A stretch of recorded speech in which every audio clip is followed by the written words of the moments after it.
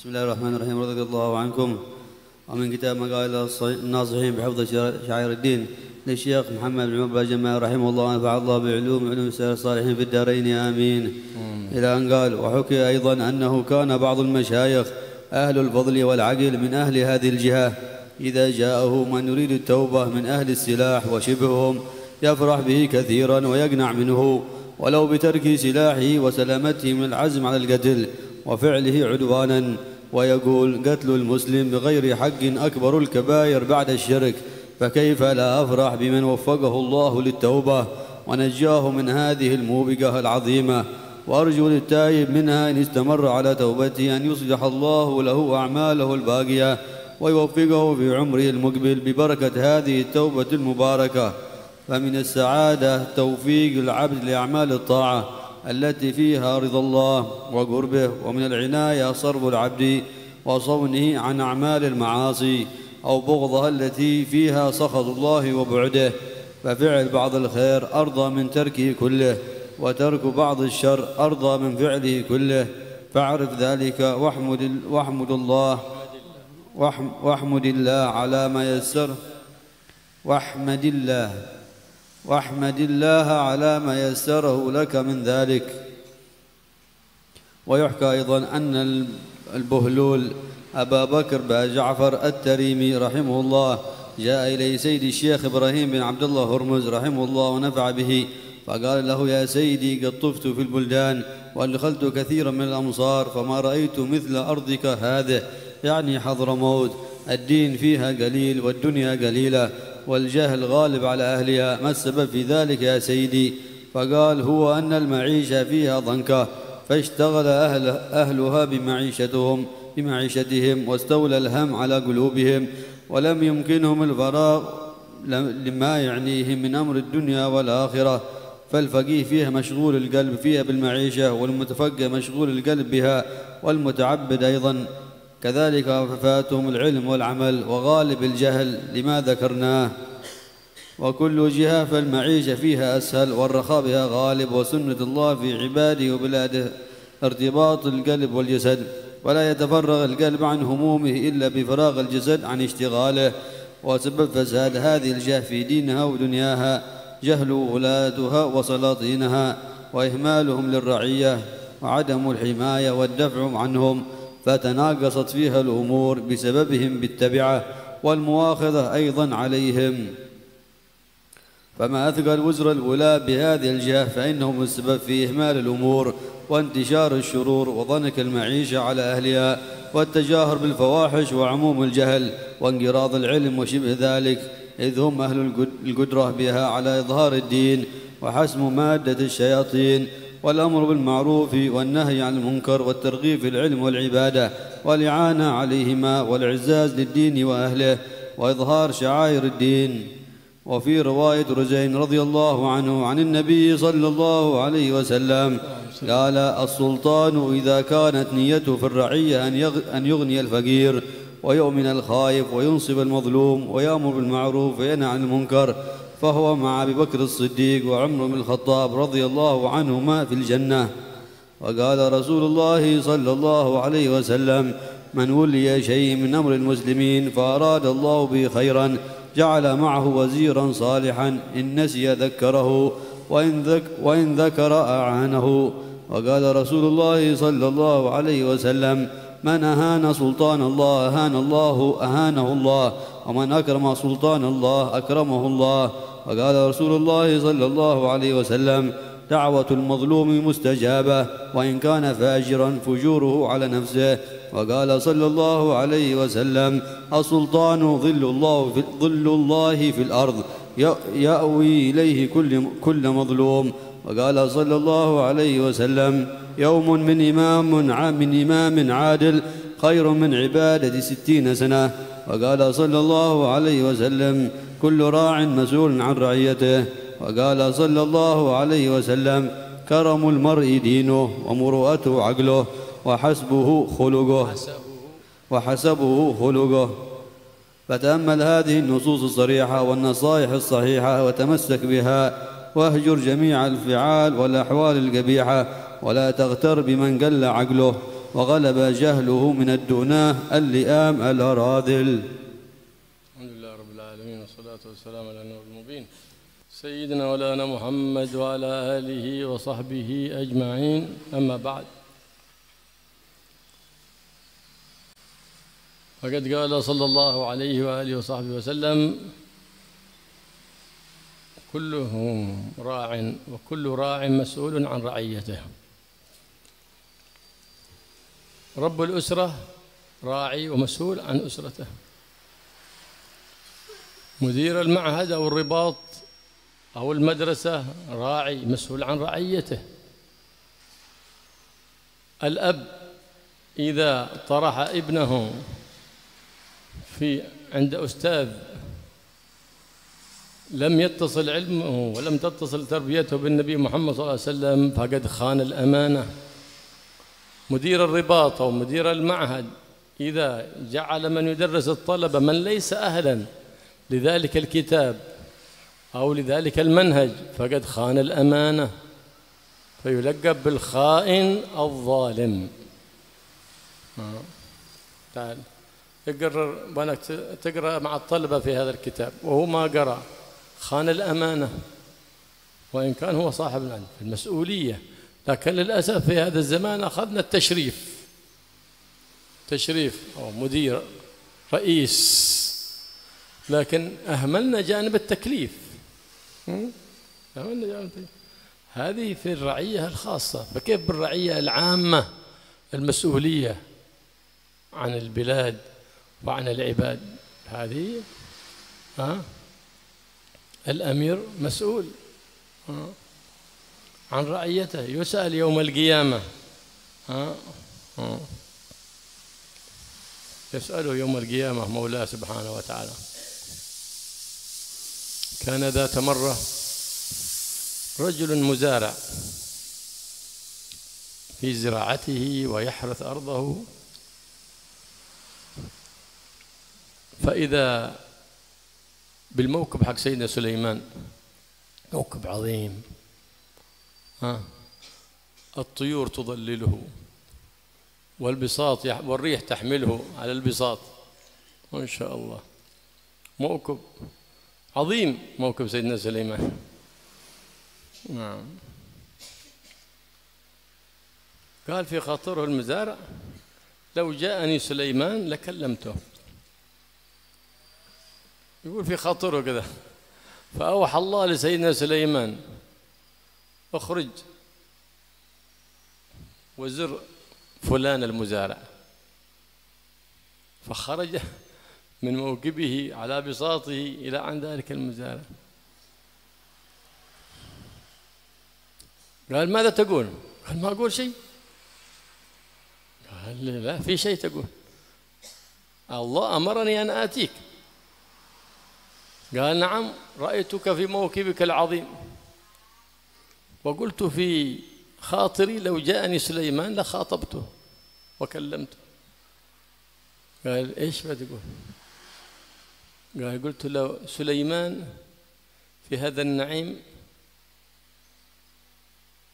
لذة ذاقها أمس هي ليست معه اليوم، وأنا التعب الذي تعبته أمس لا أجد منه شيء اليوم. إذن أنا وهو سواء. أنا اليوم لا أجد التعب الذي تعبته بالأمس، وهو الذي لا يجد اللذة التي التذ بها بالأمس، إلا أني ما عندي شيء يحاسب عليه. وسليمان فيحاسب على كل هؤلاء.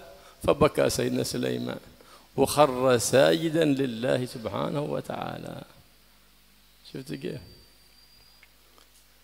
واحد تغدى كسرة، واحد تغدى لحم مشوي، هذا استكفى وهذا استكفى. لو جبت له أكل ثاني هذا بيقول مع بغسي وهذا بيقول مع بغسي. البطن لها ما يسدها بس. لكن بعض أحيان الإنسان تعتريه الغفلة، ألا فيحب أن يأخذ حق ذا وأن ينافس ذا وأن يأخذ منصب ذا منين هذا جاء؟ كله من النفس الأمارة. فلهذا السلف الصالح اعتنوا بالتربية قبل التعليم. فإذا ترقت النفس من أمارة وترقت إلى لوامة تلوم عليك، بدأ الإيمان، ثم تكون مطمئنة. هذه النفس المطمئنة الذي يشرق عندها نور القلب، فيكون حينئذ قلب سليم، ولا يلقى النور من الرب الرحيم بواسطة الرؤوف الرحيم محمد إلا القلب السليم. ولا يتأتى أن يكون هناك لك قلب سليم إلا إذا كان عندك نفس مطمئنة، اطمأنت بالله، اطمأنت بما جاء به الله وما جاء به حبيب الله، واطمأنت بقضاء الله وقدر الله، فهي مطمئنة حتى شهدت اللطف من الله في محنتها، شهدت اللطف من الله في نقمة عاشتها، هي رأت المنة من الله. هذه نفس مطمئنة. هذه إذا كان نفس مطمئنة قلب سليم، حينئذ يدخل يأتيها العلم اللدني حينئذ إذا اطمأنت بالله. يا أيتها النفس المطمئنة ارجع إلى ربك، يا أيتها النفس المطمئنة ارجع إلى ربك راضية مرضية فادخلي في عبادي، خواص عبادي سبحانه وتعالى، وادخلي جنتي. عبادي المخصوصين المنسوبين له سبحانه وتعالى، عباده خواص العباد. نعم. فإذا قوي يقين العبد حينئذ اطمأنت نفسه وقوي إيمانه، ووقاه فتن الدنيا ووقاه أهوال يوم القيامة.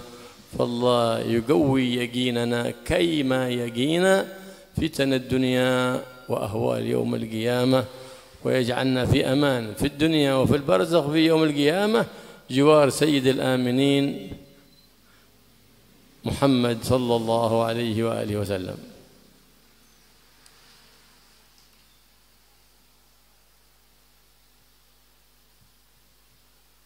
Bismillah, alhamdulillah, wassalatu wassalamu ala rasulillah sayyidina Muhammad bin Abdillah wa ala alihi wa sahbihi wa mawalah, wa la hawla wa la quwwata illa billah, ma ba'd. Nabi sallallahu alaihi wasallam bersabda, kullukum ra'in wa kullukum mas'ulun an ra'iyatih. Setiap dari kalian itu adalah pemimpin, dan setiap dari kalian akan ditanya, akan dituntut terhadap apapun yang kalian pimpin. Contohnya pemimpin rumah tangga misalkan, Rabbul Usrah, dia akan ditanya oleh Allah Subhanahu wa taala, akan dipertanggungjawabkan, akan ditanya tentang keluarga yang dia pimpin tadi. Seorang mudirul ma'had atau mudir ribat, dia akan ditanya oleh Allah Subhanahu wa taala, akan tanggung jawab terhadap orang-orang yang dia pimpin daripada murid-murid dan santri-santrinya. Maka jika seorang ayah dia meletakkan anaknya untuk belajar pada seorang ustadz atau mudarris yang sebetulnya ustadz tadi tidak memiliki keahlian, kelayakan, ustadz tadi tidak memiliki sanad yang tersambung dengan Nabi Muhammad SAW, maka seorang ayah tadi telah mengkhianati amanah dari Allah Subhanahu wa taala. Begitu juga seorang mudir, seorang pemimpin pondok atau pemimpin ribat misalkan. Tatkala dia menjadikan seorang pengajar yang mana dia belum memiliki keahlian untuk mengajarkan murid-muridnya atau menggantikannya di majelis untuk mengajar di majelisnya, sedangkan dia tidak memiliki keahlian, dia tidak memiliki kelayakan terhadap hal itu, maka seorang mudir tadi telah mengkhianati amanah. Dia adalah seorang yang khain, dia adalah seorang pengkhianat yang mengkhianati amanah yang diberikan oleh Allah Subhanahu wa taala. Tatkala seorang mudir misalkan, dia atau pemimpin majelis, dia menggantikan majelisnya tadi seseorang yang tidak layak meskipun dia anaknya, untuk menjelaskan atau untuk mengajar di majelis tadi, maka dia termasuk yang khain. Sebagaimana juga tatkala ustadz tadi, misalkan mudarris tadi, dia dikasih wewenang untuk mengajar terhadap suatu kitab yang belum pernah dia pelajari sebelumnya. Kemudian dia terima, dia adalah termasuk ustadz yang telah mengkhianati amanah yang diberikan oleh Allah Subhanahu wa taala. Begitulah banyak sekarang itu daripada ustadz, misalkan daripada para pemimpin pondok pesantren, mereka ataupun daripada kita kebanyakan mengambil hanya sisi kemuliaan saja daripada ilmu, daripada nasab dan yang lain sebagainya. Kita hanya mengambil sisi kemuliaan, akhadna tasyrif. Kita hanya mengambil sisi kemuliaan, akan tapi kita mengabaikan janibat taklif. Kita mengabaikan sisi tanggung jawab di situ, sisi tuntutan yang harus dipenuhi oleh seseorang tadi karena mengemban amanah yang diberikan oleh Allah Subhanahu wa taala. Ini pada ra'iyah al-khassah, ini pada kepemimpinan yang masih kecil khusus. Bagaimana jika diberikan wewenang tanggung jawab kepada ra'iyah al-'amah, seperti dia dijadikan pemimpin sebuah negeri atau pemimpin sebuah tempat yang begitu luas, maka dia akan dipertanyakan, dipertanggungjawabkan amanah tersebut kelak di hari kiamat oleh Allah Subhanahu wa taala. Pernah dikisahkan suatu waktu ada seorang petani yang sedang melakukan merawat sawahnya, sedang merawat ladangnya tadi. Kemudian dia melihat dari kejauhan ada rombongan yang begitu besar daripada rombongannya Nabi Sulaiman. Bagaimana rombongan yang begitu besar, yang memiliki wibawa yang besar, yang begitu agung, rombongan yang besar kemudian dinaungi oleh burung-burung, kemudian jalanannya itu dibentangkan permadani untuk berjalannya rombongan tersebut, rombongan yang begitu agung. Kemudian ini si petani ini, seorang yang menggarap ladangnya tadi, dia terbesit di dalam hatinya, jika saja Nabi Sulaiman ini mendatangiku, aku akan berbicara dengannya. Jika saja Sulaiman ini mendatangiku, aku akan mengatakan sesuatu kepada dia. Maka Nabi Sulaiman diberikan wahyu dari Allah Subhanahu wa taala. Untuk apa? Allah Subhanahu wa taala mewahyukan kepada Nabi Sulaiman untuk dia keluar daripada rombongan tadi dan mengunjungi daripada muzari' tadi, petani tadi. Akhirnya Nabi Sulaiman datangi itu, menziarahi si petani. Akhirnya didatangi, kemudian ditanyakan, apa yang kau katakan? Kata Nabi Sulaiman, apa yang aku katakan? Aku tidak mengatakan apapun. Tidak, aku diperintahkan oleh Allah Subhanahu wa taala. Allah mewahyukan kepadaku, memerintahkanku untuk mengunjungimu. Pasti ada sesuatu. Apa yang engkau lakukan? Apa yang engkau katakan? Maka kemudian si muzari' tadi mengatakan, iya, tatkala aku melihat engkau dengan rombonganmu yang begitu besar, begitu agung, aku mengatakan di dalam hatiku, jika saja engkau mendatangiku, aku akan mengatakan sesuatu kepadamu. Maka apa yang engkau akan katakan kepadaku? Maka kemudian si muzari' mengatakan, ini Sulaiman dengan rombongannya yang begitu banyak, dengan kenikmatannya yang begitu banyak yang diberikan oleh Allah Subhanahu wa taala, dia merasakan kenikmatan yang dia rasakan kemarin, sekarang dia tidak merasakannya hari ini, dia tidak merasakan kenikmatan yang dia rasakan hari kemarin. Aku sebagai seorang petani, rasa penat yang aku rasakan kemarin, rasa penat itu tidak aku rasakan juga sekarang. Berarti aku dengan Sulaiman ini sama. Akan tetapi aku di sisi Allah tidak ada sesuatu yang akan dipertanggungjawabkan di hadapan Allah Subhanahu wa taala. Aku di sisi Allah tidak ada yang akan dipertanyakan di hadapan Allah Subhanahu wa taala. Maka Nabi Sulaiman ini kemudian menangis, kemudian tersungkur dan bersujud kepada Allah Subhanahu wa taala. Begitulah seseorang tatkala ada seorang yang dia memilih di dalam makan siangnya dia memakan sebuah makanan yang biasa, memakan sepotong roti misalkan, memakan sepotong roti kering atau yang lainnya. Kemudian ada yang memilih, dia sedang menerima makan yang lezat, daging atau yang lainnya. Itu semua adalah makanan yang diberikan oleh Allah Subhanahu wa taala dan akan dicerna oleh diterima oleh perutnya. Semua itu adalah makanan yang akan dicerna oleh perutnya tadi.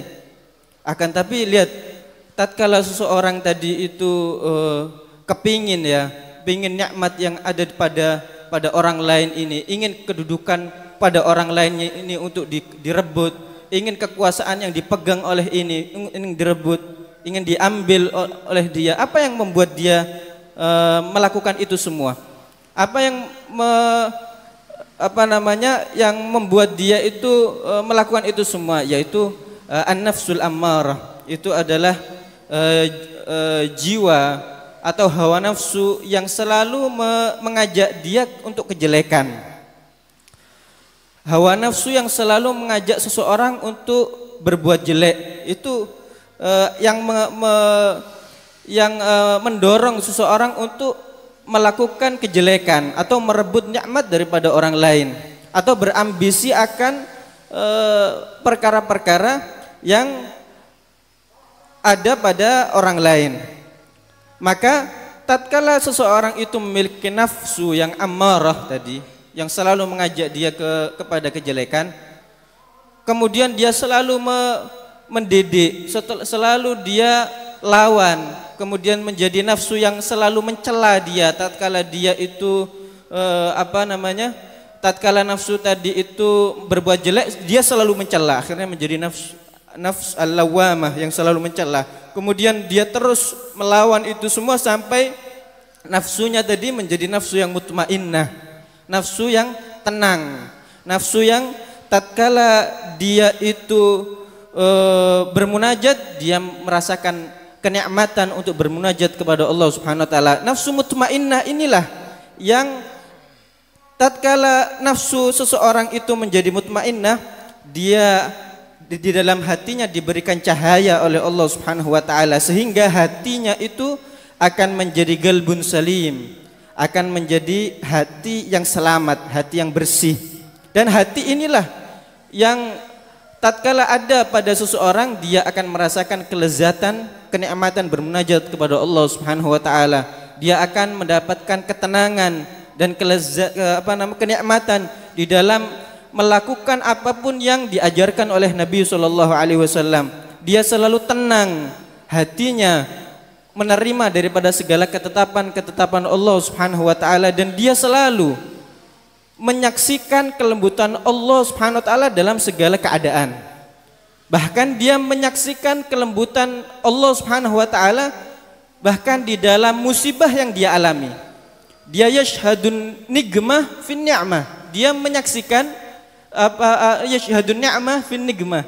Dia menyaksikan kenikmatan, kelembutan dari Allah Subhanahu wa taala di dalam musibah yang diberikan oleh Allah Subhanahu wa taala kepada dia. Maka seketika itu tatkala nafsunya menjadi mutmainnah, Allah akan mendatangkan untuknya ilmu ladunni yang dikatakan oleh dan difirmankan oleh Allah Subhanahu wa taala di dalam Al-Qur'an, ya ayyatuhan nafsul mutmainnah irji'i ila rabbiki radiyatan mardiyah fadkhuli fi ibadi. Dipanggil, diseru oleh Allah Subhanahu wa taala nafsu yang mutmainnah tadi untuk masuk ke dalam ibadi, yakni hamba-hambaku yang khusus, orang-orang yang pilihan Allah Subhanahu wa taala. Maka jika seorang tadi memiliki keyakinan yang kuat kepada Allah Subhanahu wa taala, dia akan selalu tenang jiwanya. Dia akan dapat menghindar daripada fitnah-fitnah yang ada di dunia, fitnah-fitnah yang ada di dunia, dan dia akan menghindar selamat daripada ketakutan-ketakutan kelak di hari kiamat. وفي الحديث عنه صلى الله عليه وآله وسلم كرم المرء دينه ومرأته عقله وحسبه خلقه. الكرم أي الشرف، شرف المرء دينه، بلا دين بلا شرف مهما كان نسبك، مهما كان نسبك، مهما كانت مكانتك في المجتمع لا شرف لك، لا مروءة لمن لا دين له، ولا شرف لمن لا دين له، ولا حسب لمن لا دين له. الدين ايش دينك انت؟ ايش بتقول؟ انا بتقول ايش؟ تقول انا من بني هاشم، انا سيد وانت متهاون في امور الدين، اذا لا سيادة لك، فتفتخر بايش؟ لا تقول أصلي وفصلي، إنما أصل الفتاة ما قد حصل. نعم، هذا الميزان. شوف، هذا الميزان الحقيقي. بغيت الميزان الحقيقي هذا أعطاك إياه النبي محمد صلى الله عليه وسلم، ميزان حقيقي لقيمة الإنسان عند الله وعند الناس. خلاص، شوف هذا الميزان، لا أدور لك ميزان ثاني. كرم المؤمن دينه. فالعجب، كل العجب اليوم يقولون فلان ذا خلق حسن، خلوق، لكنه إلا أنه ما يصلي، متهاون بالصلاة. إذا ما هو خلوق هذا، ما يتأتى أن يوصف إنسان بحسن الخلق وليس فيه تقوى الله. حسن الخلق لابد قيد ما يوصف به إلا من عنده تقوى الله، ثم بعد ذلك اتصف بصفات جميلة أخرى. يتأتى فلان حسن الخلق، إلا أنه حتى لو كان يتصدق، حتى ولو كان ينفق، لكن متهاون بدينه، يشرب الخمر أو يشرب مخدرات أو نحو ذلك، هذا لا خلق له. الخلق أول الدين الأول. هذا يقول النبي محمد كرم المؤمن دينه. نعم، فرفعتك عند الله وعند الناس ومكانتك عند الله وعند الناس بحسب دينك. يوم القيامة تضع الأنساب كلها، توضع ويرفع نسب الله. ما هو نسب الله؟ إن أكرمكم عند الله أتقاكم، هذا نسب الله. كل الأنساب توضع، يرفع نسب المولى سبحانه وتعالى. فالمكانة بحسب الله. نعم، فلا شرف حقيقي لأي إنسان ولا قيمة لأي إنسان إلا بحسب اهتمامه بأمر دينه وحسب تقواه لمولاه سبحانه وتعالى. يظن الإنسان أن القيمة أو الشرف في المال أو في النسب أو في المظاهر، لا، الشرف والمكانة العليا يكون بها بالالتزام بالدين، يكون بالالتزام بالدين، يكون بالتمسك بدينك وبشرع نبيك محمد صلى الله عليه وآله وصحبه وسلم. كرم المؤمن دينه ومرأته عقله. المرأة، مرأتك عقلك، ما سمي العقل إلا لأنه يعقل صاحبه عن ارتكاب القبيح. فالمروءة هي الصفات الجميلة التي تدفع الإنسان لفعل ما يليق، لفعل ما يليق ودفع ما يعاب، ما يعاب، أشياء تعاب يتركها. وتقدم معنا تعريف المروءة: التخلق بخلق أمثاله في زمانه وفي مكانه. هذه المروءة صفة جميلة في باطن الإنسان. بهذه الصفة تبتعد عن فعل ما لا يليق وتجتنب كل ما يعاب، وتفعل كل حميد وكل ما يليق بهذه الصفة. أما العقل هو الميزان، العقل هو الميزان الذي يميز الإنسان به بين الخير والشر، يميز به بين الحسن والقبيح. بإيش؟ بالعقل. فمروءة المؤمن وحسن التصرف تأتي من العقل الراجح.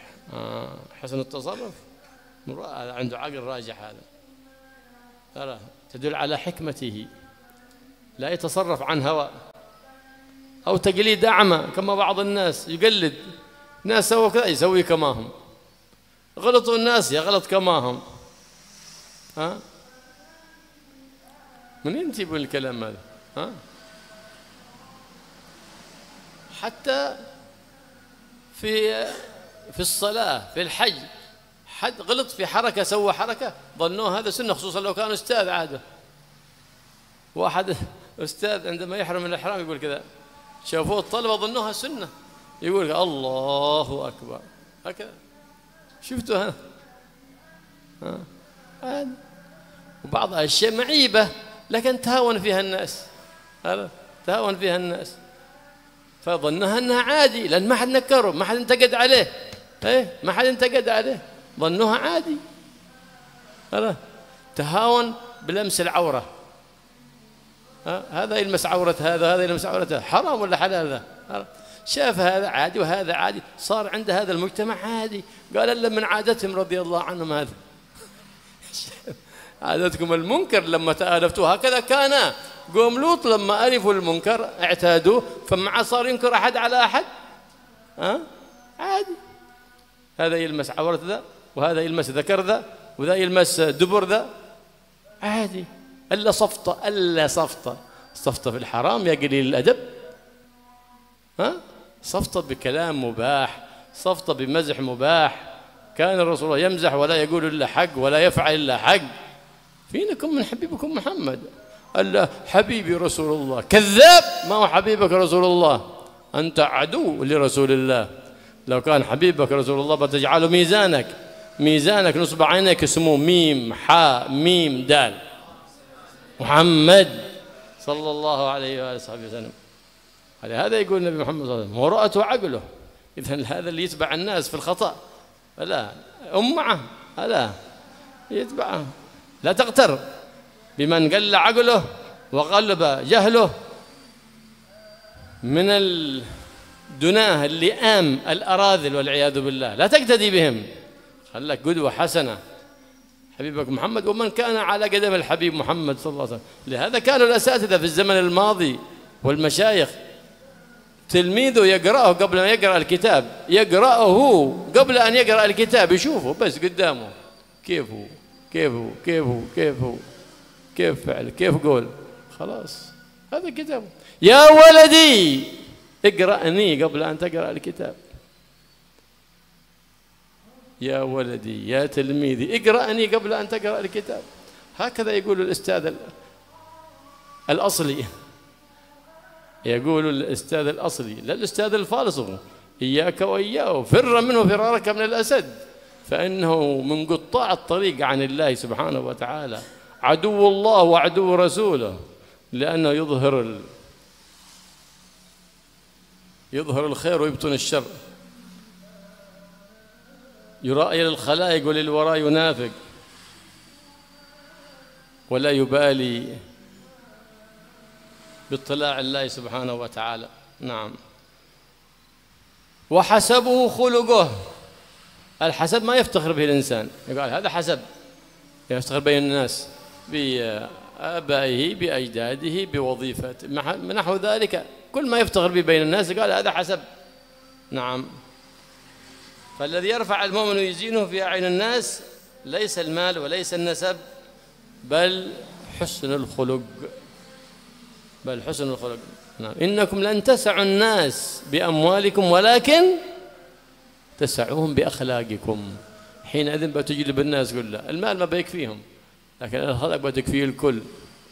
فكن ذا خلق حسن واقتدي. فلهذا قيل سيدنا عيسى من أدبك؟ قال رأيت جهل الجهل فاجتنبته.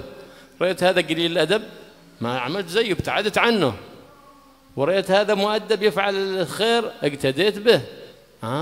خلاص، هذه التربية، هذه فائدة الاختلاط بين الناس. ما هو للعب وللصفطة، نتعلم نشوف الصح، هذا يفعل صح أنا بقتدي به، هذا يفعل غلط بقتدي به. إذا ما قدرت أنهاه فابتعد عنه ولا تفعل مثله، فإن الأمعة مبغوض عند الله. قال صلى لا تكن أمعة، إن أحسن الناس أحسنت وإن أساءوا أسأت. انتبه، فانظر إلى الخير فاتبعه والشر فاجتنبه. فلهذا قيل الرجال يعرفون بالله بإيش؟ بالحق، بلزوم الحق، بطريق الحق، وامتثال الحق، وقول الحق، وفعل الحق. وليس الحق يعرف بالرجال، لا، الخطأ إذا فعلوا هذا خطأ، وإذا فعلوا الصغير هذا خطأ نفسه خطأ. لا لا، هذا إذا فعلوا خطأ، إذا هذا فعل لا، هذا اشتاد، هذا هو الخطأ خطأ. اعرف الرجال بالحق، لا بالحق بالرجال. الحق ما يعرف بالرجال، بل الرجال يعرفون بلزوم الحق واتباع الحق وامتثال الحق ولزوم بما جاء به الحق محمد صلى الله عليه وسلم من عند الحق سبحانه وتعالى. فالله يلهمنا الحق والصواب في حركاتنا وسكناتنا وأقوالنا وأفعالنا واعتقاداتنا بجاه النبي الحق محمد صلى الله عليه وآله وصحبه وسلم. Nabi Shallallahu Alaihi Wasallam bersabda, karamul mar'i dinuhu. Ini kemuliaan syaraf. Kemuliaan seseorang itu ada pada agamanya. Maka tidak ada kemuliaan bagi orang yang tidak memiliki agama. Tidak ada kedudukan bagi seseorang yang tidak memiliki agama. Meskipun nasabnya mulia, meskipun kedudukannya di antara orang-orang itu mulia, akan tapi tatkala seseorang tidak memiliki agama, maka dia sesungguhnya dia tidak memiliki kedudukan dan kemuliaan sama sekali. Maka hendaknya kita memperhatikan hal tersebut. Jangan hanya mengandalkan nasab saja, karena nasab mulia, karena nasab dinisbatkan kepada orang-orang yang mulia. La taqul asli wa fasli ya fata. Jangan mengatakan ayahku, kakekku, asli, wa fasli, dan anak-anakku. Wahai pemuda, innama aslul fata ma qad hasal. Sesungguhnya kemuliaan, asal kemuliaan seseorang itu adalah apa yang dia hasilkan, apa yang dia perbuat, bukan hanya mengandalkan dari kemuliaan leluhurnya saja. Maka ini lihat bagaimana Nabi SAW telah menjadikan bagi kita sebuah tolak ukur, sebuah mizan bagi nilai seseorang di hadapan Allah Subhanahu wa taala. Yaitu apa? Agamanya. Nilai seseorang di hadapan Allah Subhanahu wa taala dan di hadapan manusia yaitu adalah bagaimana dia selalu melaksanakan agama, selalu melaksanakan syariat Nabi Muhammad sallallahu alaihi wasallam.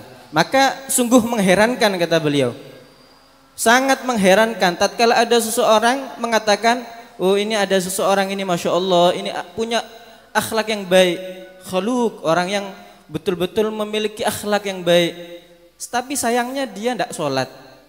Nah ini tidak bisa. Kenapa? Gak bisa kita katakan dia orang yang berakhlak. Kenapa? Karena dia tidak melaksanakan agama.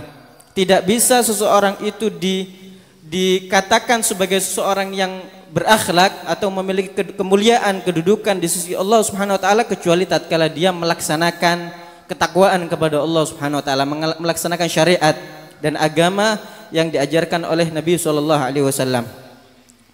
Maka sangat disayangkan tatkala ada orang itu yang menyepelekan urusan agamanya.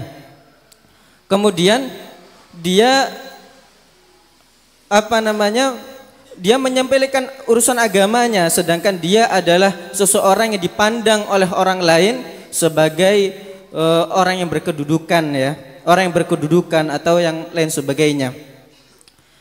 Kedudukan kita, kedudukan seseorang itu adalah tergantung bagaimana agamanya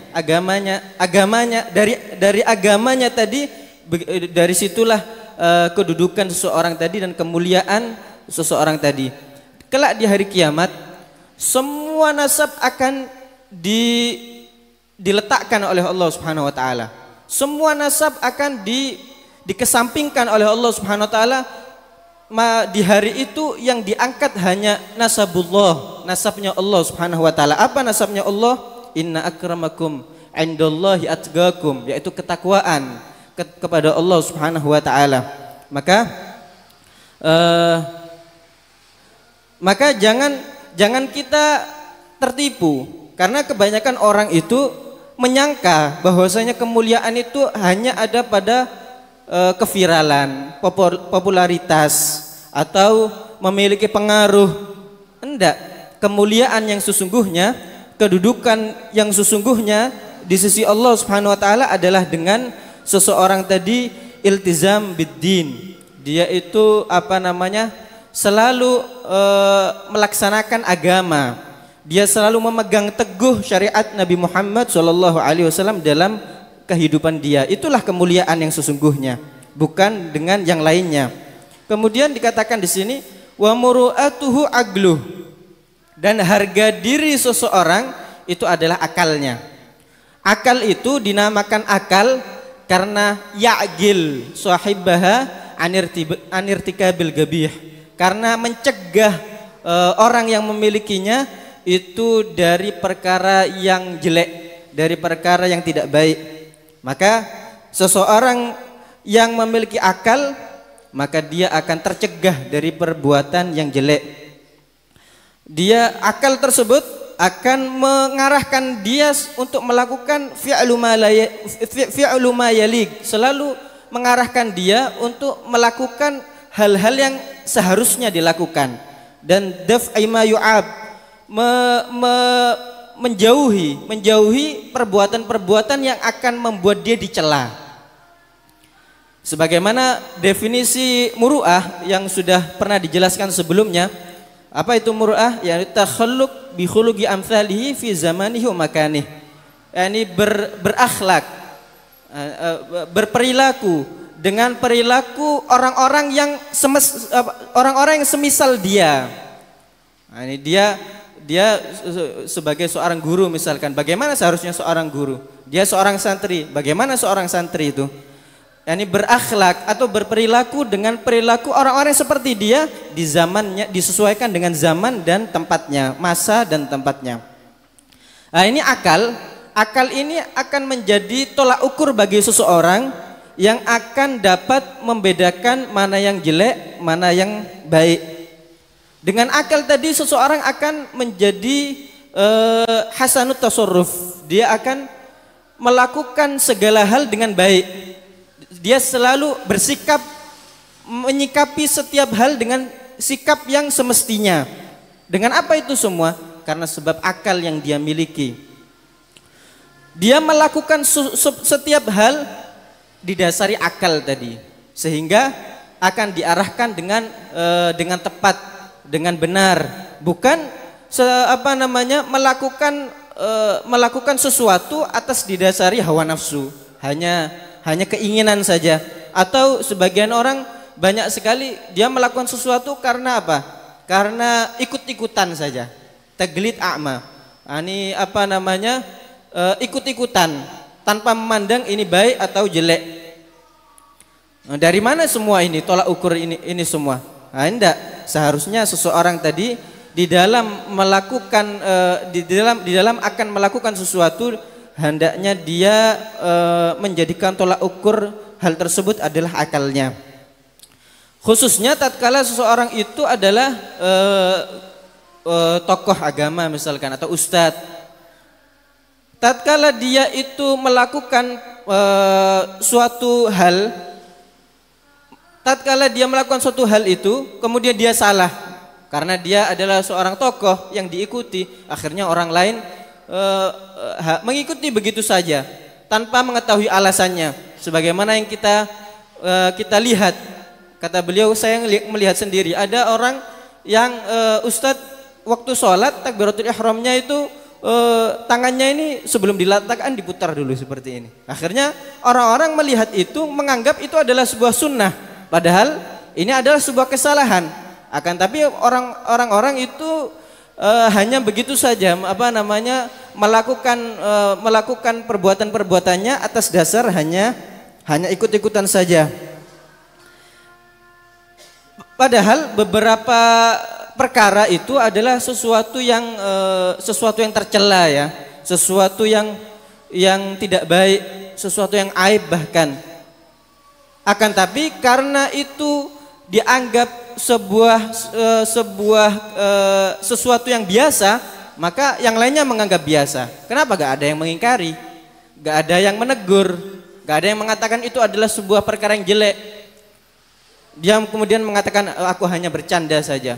Memegang aurat misalkan, kemudian dia mengatakan hanya bercanda saja. Memegang kemaluan atau memegang dubur seseorang, dia kemudian itu semua dia katakan hanya bercanda saja. Akhirnya perkara-perkara demikian menjadi sebuah kebiasaan, menjadi sebuah sesuatu yang lumrah. Akhirnya orang-orang menganggapnya itu lumrah. Kenapa? Gak ada yang mengingatkan di situ, gak ada yang melarang dan mengatakan itu adalah sebuah perkara yang jelek. Maka kemungkaran tadi menjadi sebuah hal yang lumrah. Kemudian dia mengatakan, ini anak cuman softo saja, cuman bercanda saja. Nabi SAW itu bercanda, tapi tidaklah beliau bercanda, tidaklah beliau berkata kecuali hak, kecuali hanya kebenaran saja. Kemudian dia mengatakan, Habibi Rasulullah, kekasihku adalah Nabi Muhammad SAW. Dia adalah seorang yang pendusta. Kenapa? Kalau seumpamanya dia benar menjadikan Nabi SAW adalah kekasihnya, dia akan menjadikan Nabi Muhammad SAW itu di hadapan matanya yang menjadi tolak ukur atas semua perbuatan yang akan dia lakukan. Dia selalu meneladani dan mengikuti apa yang diajarkan oleh Nabi Muhammad SAW. Maka kita jangan ikut-ikutan dengan orang-orang yang tidak benar, orang-orang yang jelek, aminal li'am, ad-dunah, al-aradhil, orang-orang rendahan, orang-orang jelek, orang-orang yang tidak baik. Jangan kita mengikuti mereka, maka hendaknya kita mengikuti dengan apapun yang diajarkan oleh Nabi SAW dan para pewaris beliau yang mengikuti jejak Nabi Muhammad SAW. Dahulu itu para salafun salih itu, mereka para guru, para masyayikh dahulu itu mengatakan kepada murid-muridnya, wahai murid-muridku, wahai anak-anakku, igra'ni, kata mereka, bacalah aku dulu. Sebelum kalian membaca kitab, bacalah aku dulu dengan mengikuti aku. Apapun yang kalian lihat daripada apa yang aku lakukan, itulah yang harus kalian baca terlebih dahulu sebelum kalian membaca Syekh Ustadz yang asli ini, kata beliau, yang mengatakan hal demikian, yang mana perbuatannya itu yang mengajarkan sebelum kata-katanya, pencontohan, peneladanan yang dia miliki yang lebih didahulukan daripada hanya sekedar ucapannya saja. Wahai anakku, bacalah aku dulu sebelum kalian membaca kitab. Sehingga mereka meneladani bagaimana ayahnya atau bagaimana gurunya tadi berperilaku, bagaimana mereka beribadah, bagaimana mereka berinteraksi. Adapun mereka para ustadz-ustadz yang palsu yang tidak seperti demikian, mereka hanyalah para pembegal jalan, gutta'ut turuq. Mereka adalah pembegal jalan yang akan memutuskan jalan seseorang kepada Allah Subhanahu wa taala. Mereka hanyalah musuh-musuh Allah dan musuh-musuh Rasulnya Nabi Muhammad SAW. Kenapa? Karena mereka hanya menampakkan kebaikan, sedangkan di waktu yang sama mereka menyembunyikan hal-hal yang jelek yang dia lakukan, wal'iyadzubillah. Mereka hanya menampakkan kepada orang lain bahwasanya mereka baik, tapi mereka melakukan hal-hal yang melakukan hal-hal yang tidak baik, melakukan kemaksiatan yang lepas daripada penglihatan manusia, akan tapi dia tidak peduli dengan penglihatan Allah Subhanahu wa taala, wal'iyadzubillah. Kemudian wa hasabuhu khuluguhu wa hasabuhu khuluguh. Ini hasab itu sesuatu yang dapat dibanggakan di antara manusia, dan kebanggaan seseorang itu adalah akhlaknya. Jadi yang patut dibanggakan bagi seorang bukan nasabnya, bukan ataupun yang lainnya, akan tapi yang patut untuk dibanggakan, menjadi kebanggaan seseorang di hadapan manusia yang lainnya adalah akhlaknya. Sebagaimana yang dikatakan oleh Sayyidina Isa, Nabi Isa pernah mengatakan, ra'aitu jahalal jahil fajtanabtu. Man addabaka? Siapa yang mendidikmu? Siapa yang mendidikmu? Maka kemudian beliau mengatakan, aku melihat kebodohan orang yang bodoh, kemudian aku menjauhinya. Disinilah tarbiyah, disinilah pendidikan. Tatkala seorang itu khiltah, bergaul dengan orang lain, berinteraksi dengan orang lain, apa faedahnya? Faedahnya dia bergaul dengan orang lain, ya tadi itu, dengan dia mengambil pendidikan dari situ, dia mengambil pelajaran dari situ. Dengan apa? Menjauhi perbuatan jelek yang dilakukan oleh orang lain, kemudian dia jauhi itu semua. Jangan kita suka ikut-ikutan. Orang lain berbuat baik, kita berbuat baik. Orang lain berbuat jelek, kemudian kita juga ikut berbuat jelek. Karena sesungguhnya orang yang suka ikut-ikutan itu, orang yang pelin-pelan, itu adalah hamba yang makhluk yang dibenci oleh Allah Subhanahu wa taala. Itu dinamakan umma'ah. Nabi SAW bersabda, la takun umma'atan, jangan engkau jadi seseorang yang umma'ah, orang yang pelin-pelan tadi. In ahsanan nas ahsantum, kalau semuanya manusia itu berbuat baik, kalian berbuat baik. Wa in asa'u asa'tum, kalau semuanya mereka berbuat jelek, dia juga ikut berbuat jelek. Wal'iyadzubillah. Dan sebagaimana dikatakan bahwasanya ar-rijal, orang besar itu, bagaimana kita mengetahui bahwasanya dia adalah orang besar ya?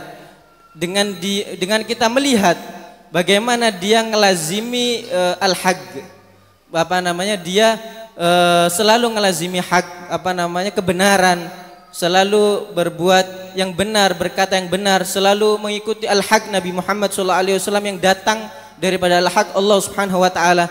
Kita mengetahui para rijal itu dengan cara melihat mereka selalu ngelazimi al-haq tadi. Bukan sebaliknya. Al-haq itu kita ketahui dengan ar-rijal. Kebenaran itu kita ketahui dengan mereka, para tokoh-tokoh itu. Enggak.